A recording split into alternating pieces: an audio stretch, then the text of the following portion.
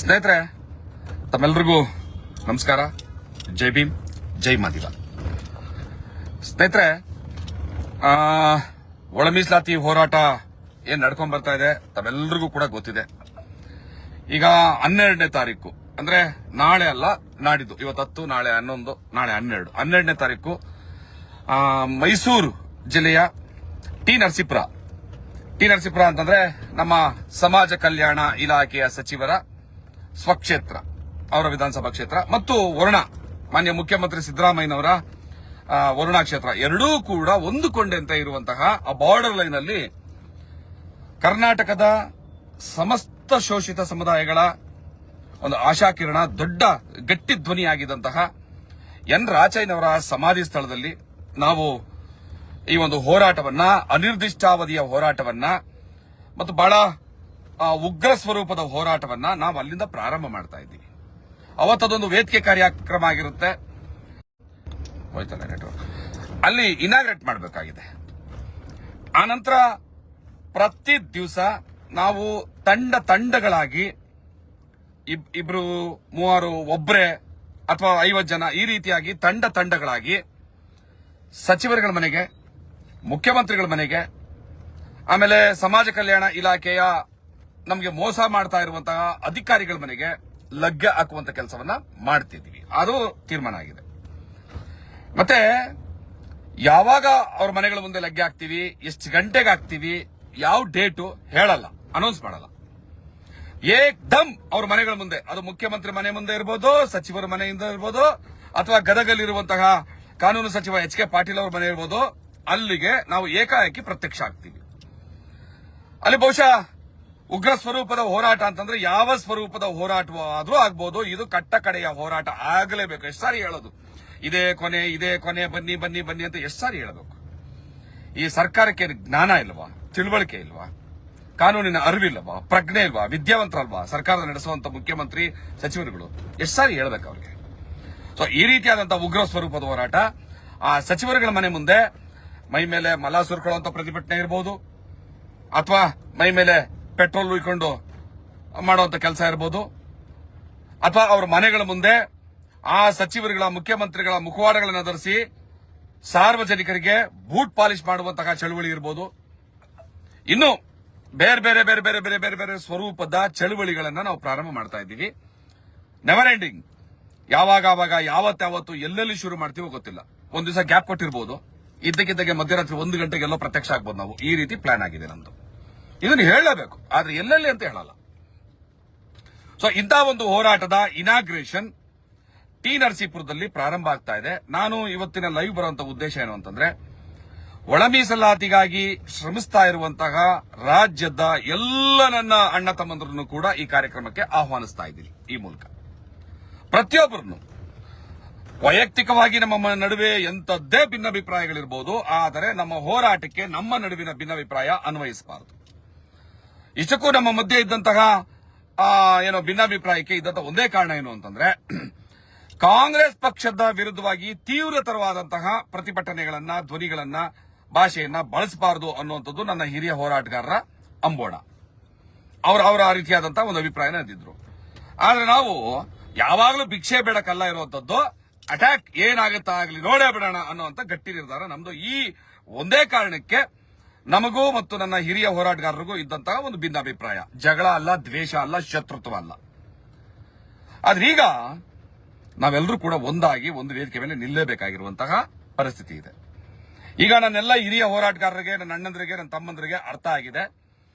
ನಾವು ಎಷ್ಟೇ ಸಂಯಮ, ತಾಳ್ಮೆ ಮತ್ತು ಸಹಾನುಭೂತಿಯಿಂದ ಈ ಸರ್ಕಾರ ಜೊತೆಗೆ ವರ್ತನೆ ಮಾಡಕ್ ಹೋದ್ರೂ ಕೂಡ ಈ ಸರ್ಕಾರ ನಮ್ಮ ಮಾತನ್ನ ಕೇಳೋದಿಲ್ಲ, ನಮ್ಮನ್ನ ಕಡೆಗಣಿಸುತ್ತೆ, ಷಡ್ಯಂತ್ರಗಳನ್ನ ರೂಪಿಸುತ್ತೆ, ಮತ್ತು ಒಳ ಮೀಸಲಾತಿ ಹೋರಾಟಗಾರರ ಮೇಲೆ ಒಳ ಮೀಸಲಾತಿ ಹೋರಾಟಗಾರನೇ ಎತ್ತು ಕಟ್ಟಿ ಜಗಳ ಮಾಡಿಸುತ್ತೆ.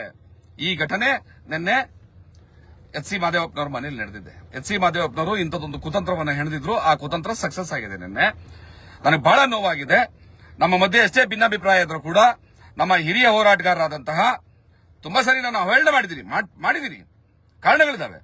ಆದ್ರೆ ಅವಮಾನ ಆದಾಗ ನನಗಾದಂತಹ ಅವಮಾನ ಅಂತ ಬಯಸ್ತೀನಿ. ನಿನ್ನೆ ನಮ್ಮ ಹಿರಿಯ ಹೋರಾಟಗಾರರಾದಂತಹ ಅಮ್ಮಣ್ಣವರಿಗೆ ಅಲ್ಲಿ ಅವಮಾನ ಆಗುವಂತ ಕೆಲಸ ಆಗಿದೆ. ಎಚ್ ಸಿ ಮಾದೇವಪ್ಪರ ಮನೆಯಲ್ಲಿ ಅವಾಚ್ಯವಾಗಿ ನಿಂದನೆ ಮಾಡಿದ್ದಾರೆ. ಇದನ್ನ ನಾನು ಸಹಿಸೋದಿಲ್ಲ. ಹಾಗೆ ಹಿರಿಯ ಹೋರಾಟಗಾರ ಎಲ್ರಿಗೂ ಕೂಡ ಅಲ್ಲಿ ಇರಿಸು ಮುರುಸಾಗಿದೆ. ಇವತ್ತು ಏನು ಸಚಿವರ ಮನೆಗೆ ಮುತ್ತಿಗೆ ಹಾಕಕ್ ಹೋಗಿದಾರಲ್ಲ, ಆ ಸಚಿವರ ಮನೆಗೆ ಮುತ್ತಿಗೆ ಹಾಕಕ್ ಹೋದಂತ ಸಂದರ್ಭದಲ್ಲಿ ಪೊಲೀಸರು ಅರೆಸ್ಟ್ ಮಾಡಿದ್ದಾರೆ. ಯಾವ ಕಾಂಗ್ರೆಸ್ ಸರ್ಕಾರವನ್ನ ಆಡಳಿತಕ್ಕೆ ತರೋದಕ್ಕೆ ಆಗಲು ರಾತ್ರಿ ತಿಂಗಳಾನ್ಗಟ್ಲೆ ಓಡಾಡಿದ್ರು, ಸಮುದಾಯದ ಒಳಗಡೆನೆ ನಮ್ಮ ವಿರೋಧಗಳನ್ನ ಕಟ್ಕೊಂಡ್ರು, ನಮ್ಮ ಬೈಗಳಿಕೆ ಒಳಗಾದ್ರು. ಅಷ್ಟೆಲ್ಲಾ ಮಾಡಿ ಕಾಂಗ್ರೆಸ್ ಸರ್ಕಾರದ ಗೆಲುವಿಗೆ ಕಾರಣವಾದಂತಹ ಒಳ ಮೀಸಲಾತಿ ಹೋರಾಟಗಾರರನ್ನ ಇವತ್ತು ಅರೆಸ್ಟ್ ಮಾಡಿಸುವಂತ ಉದ್ದಟತನವನ್ನ ಈ ಸರ್ಕಾರ ತೋರಿಸುತ್ತೆ ಅಂತಂದ್ರೆ, ಇನ್ನಾದ್ರೂ ನಾವು ಬೇರೆ ಬೇರೆ ಆಗಿದ್ರೆ, ನಾವು ಜಗಳ ಮಾಡ್ಕೊಂಡಿದ್ರೆ ಸಮುದಾಯಕ್ಕೆ ಉಳಗಾಲ ಇಲ್ಲ. ನನ್ನಿಂದ ನಿಮ್ ಮನ್ಸುಗಳಿಗೆ ಬೇಸರ ಆಗಿದ್ರೆ ಬನ್ನಿ ಎದುರುಗಡೆಗೆ, ನನಗೆ ಒಡೆಯವರಂತೆ, ನನ್ನ ಹತ್ರ ಕಿತ್ತಾಡಿವ್ರಂತೆ. ನೀನ್ ಯಾಕೆ ಹಂಗ್ ಮಾತಾಡ್ದೆ, ನೀನ್ ಯಾಕೆ ಹಿಂಗ್ ಮಾತಾಡ್ದೆ, ಬನ್ನಿ ಒಂದು ರೂಮಲ್ಲಿ ಕೂತ್ಕೊಂಡು ಕಿತ್ತಾಡೋಣ, ಹೊರಗಡೆ ಬೇಡ. ನಾನು ಕೈ ಮುಗಿದು ಪ್ರಾರ್ಥನೆ ಮಾಡ್ತಾ ಇದ್ದೀನಿ. ಇದು ನನ್ನ ಸಮುದಾಯಕ್ಕಾಗಿ. ನಾನೇನು ಎಲ್ರು ತಲೆ ತಗ್ಸಿ ಆಹ್ವಾನ ಮಾಡಿದ್ರೆ ನನ್ನ ಕಿರೀಟ ಉದ್ರೋಗಲ್ಲ. ನಾನೇನು ಆ ಕಾರಣಕ್ಕೆ ನಾವೀಗ ಒಗ್ಗಟ್ಟಾಗಿ ಒಂದು ವೇದಿಕೆ ಮೇಲೆ ನಿಲ್ಲಬೇಕಾಗಿದೆ. ನಾನು ಪ್ರಾರ್ಥನೆ ಮಾಡ್ತೀನಿ. ನನ್ನ ಮೇಲೇನೇ ಕೋಪ ಇದ್ರು ಕೂಡ ಆ ಕೋಪ ಇಟ್ಕೊಂಡೇ ಬನ್ನಿ. ಆ ಕೋಪನ ಹಂಗೆ ಜೀವಂತವಾಗಿ ಇಟ್ಕೊಂಡ್ ಬನ್ನಿ, ಕಿತ್ತಾಡೋಣ. ಅಲ್ಲಿ ನಾವು ಒಂದು ರೂಮಲ್ಲಿ ಕೂತ್ಕೊಂಡು ಕಿತ್ತಾಡೋಣ. ನಾನ್ ಸರಿನಾ, ನೀವು ಸರಿನಾ, ನೀವು ಸರಿನಾ, ನಾನ್ ಸರಿನಾ ಅಂತ ಕಿತ್ತಾಡೋಣ.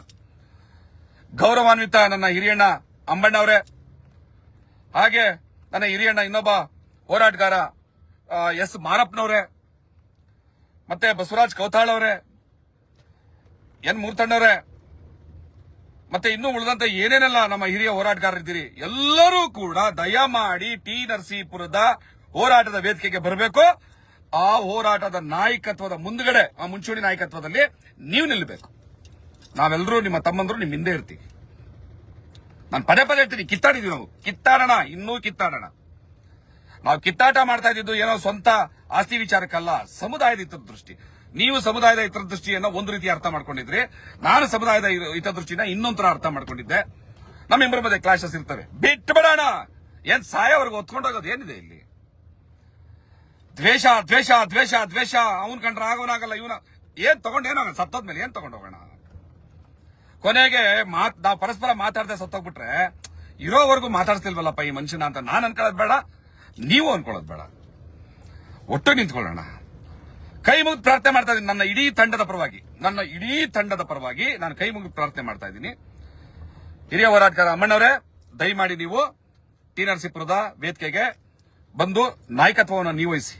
ಯಾವ ನಾಯಕತ್ವವನ್ನು ಹೋಗ್ಬೇಕಾಗಿಲ್ಲ. ಬಸವರಾಜ್ ಕೌತಾಳ್ ಅವರೇ, ಬನ್ನಿ ಮುಂದ್ಗಡೆ ನಿಂತ್ಕೊಂಡು ನಾಯಕತ್ವವನ್ನು ನೀವು ವಹಿಸಿ. ಯಾಕಂದ್ರೆ ನಿಮ್ಗೆ ಈಗ ಅರ್ಥ ಆಗಿದೆ ಕಾಂಗ್ರೆಸ್ ನಿಮ್ಮನ್ನು ಎಷ್ಟು ಅವಮಾನ ಮಾಡ್ತು ಅಂತ. ನಿಮಗಾಗಿರೋ ಅವಮಾನ ಅದು ನನಗಾದಂತ ಅವಮಾನ, ನನ್ನ ಜಾತಿಗಾದಂತ ಅವಮಾನ, ನನ್ನ ತಂಡಕ್ಕಾದಂತ ಅವಮಾನ, ನನ್ನ ಇಡೀ ಹೋರಾಟಕ್ಕಾದಂತ ಅವಮಾನ. ನಿಮ್ಗೇನು ಅವಮಾನ ಆಯ್ತಲ್ಲ, ಅದು ನಮಗಾದಂತ ಅವಮಾನ ಅಂತ ನಾನು ಭಾವಿಸ್ತಾ ಇದ್ದೀನಿ. ಇವತ್ತು ನಿಮ್ಮನ್ನ ಅರೆಸ್ಟ್ ಮಾಡಿದ್ರಲ್ಲ, ನಿಮ್ಮನ್ನೆಲ್ಲ ಅರೆಸ್ಟ್ ಮಾಡಿರೋದು ನನ್ನ ಆತ್ಮಾಭಿಮಾನವನ್ನು ಅರೆಸ್ಟ್ ಮಾಡಿರೋದು. ನೀವೆಲ್ಲರೂ ಕೂಡ ಸಮುದಾಯದ ಆತ್ಮಗೌರವ. ಕಿತ್ತಾಡೋಣ, ಮತ್ತೆ ಹೇಳ್ತೀನಿ, ಎಷ್ಟು ಬೇಕಾದ್ರೆ ಕಿತ್ತಾಡೋಣ. ಯಾಕೋಸ್ಕರ? ಸಮುದಾಯಕ್ಕೋಸ್ಕರ. ಬನ್ನಿ ಅಲ್ಲೂ ಕಿತ್ತಾಡೋಣ, ವೇದಿಕೆ ಮೇಲೆ ಕಿತ್ತಾಡೋಣ. ಬನ್ನಿ ನನ್ನ ಸಮುದಾಯದ ಮುಂದೆ ಕಿತ್ತಾಡೋಣ. ನನ್ನ ಸಮುದಾಯದ ಸಾವಿರಾರು ಜನ ನಾಳೆ ಸೇರ್ತಾರಲ್ಲ, ಅವ್ರ ಮುಂದೆ ಕಿತ್ತಾಡೋಣ. ಬನ್ನಿ. ಯಾರಿಗೋಸ್ಕರ? ಸಮುದಾಯಕ್ಕೋಸ್ಕರ, ಸರ್ಕಾರದ ವಿರುದ್ಧ ಕಿತ್ತಾಡೋಣ. ನಮ್ಮ ಆಸ್ತಿ ಹಂಚಿಕೆಗೋಸ್ಕರ ಏನು ಕಿತ್ತಾಡಲ್ಲ ನಾವು. ದಯವಿಟ್ಟು ಬನ್ನಿ.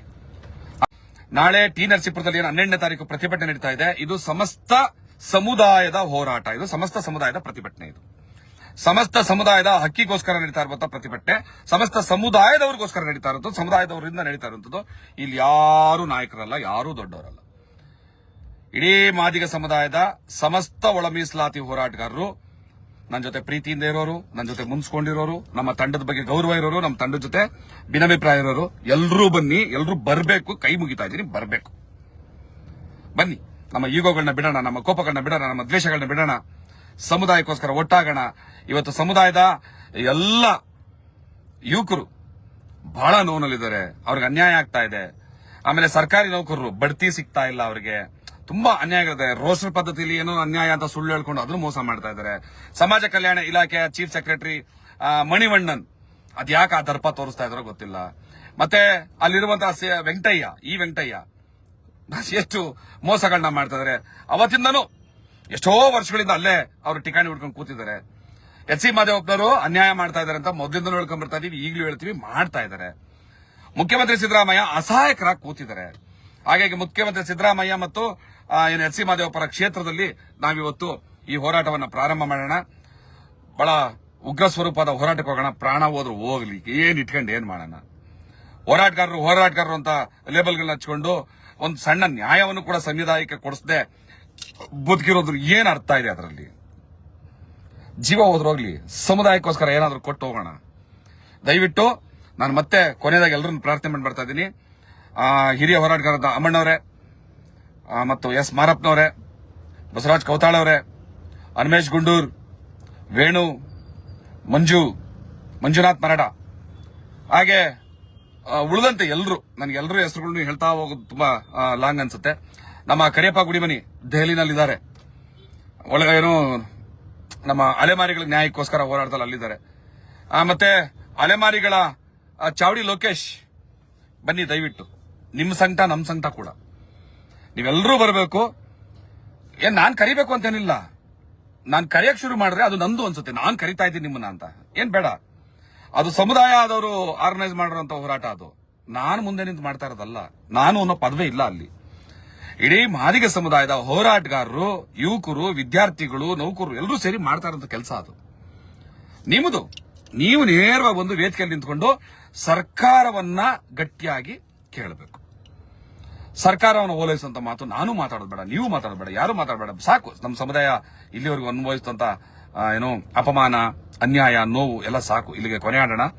ದಯವಿಟ್ಟು ಮತ್ತೊಮ್ಮೆ ಪ್ರಾರ್ಥನೆ ಮಾಡ್ತಾ ಇದ್ದೀನಿ, ತಾವೆಲ್ಲರೂ ಆ ಹೋರಾಟಕ್ಕೆ ಬರಬೇಕು ಅಂತ ತಮ್ಮೆಲ್ಲರಲ್ಲೂ ಕೂಡ ನಾನು ಕಳಕಳಿಯಿಂದ ಪ್ರಾರ್ಥನೆ ಮಾಡ್ತಾ ಇದ್ದೀನಿ. ಹಾಗೆ ಕರ್ನಾಟಕದ ಸಮಸ್ತ ಜಿಲ್ಲೆಗಳ ಎಲ್ಲ ಒಳ ಮೀಸಲಾತಿ ಹೋರಾಟಗಾರರು, ನನ್ನ ಸಮುದಾಯದ ಎಲ್ಲ ಅಣ್ಣ ತಮ್ಮಂದರು, ಅಕ್ಕ ತಂಗಿಯರು, ಮತ್ತೆ ಶಾಲಾ ಕಾಲೇಜುಗಳ ಸ್ಟೂಡೆಂಟ್ಸ್, ವಿದ್ಯಾರ್ಥಿ ಮಿತ್ರರು ಬನ್ನಿ. ಒಳ ಮೀಸಲಾತಿ ಹೋರಾಟ ಅರ್ಥ ಆಗ್ಬೇಕಾಗಿರೋದು ನಿಮಗೆ, ನಮಗಲ್ಲ. ನಿಮಗೆ ಅರ್ಥ ಆಗ್ಬೇಕಾಗಿರೋದು ಭವಿಷ್ಯ ನಿಮ್ಮದು. ಸೊ ಹಾಗಾಗಿ ನೀವೆಲ್ಲರೂ ಬರಬೇಕು ಅಂತ ತಮ್ಮೆಲ್ಲರೂ ಕೂಡ ಮತ್ತೆ ನಾನು ಪ್ರಾರ್ಥನೆ ಮಾಡ್ಕೊಳ್ತಾ ಇದ್ದೀನಿ. ತಮ್ಮೆಲ್ಲರೂ ಶುಭವಾಗಲಿ. ನಮಸ್ಕಾರ. ಜೈ ಭೀಮ್, ಜೈ ಮಾದಿ.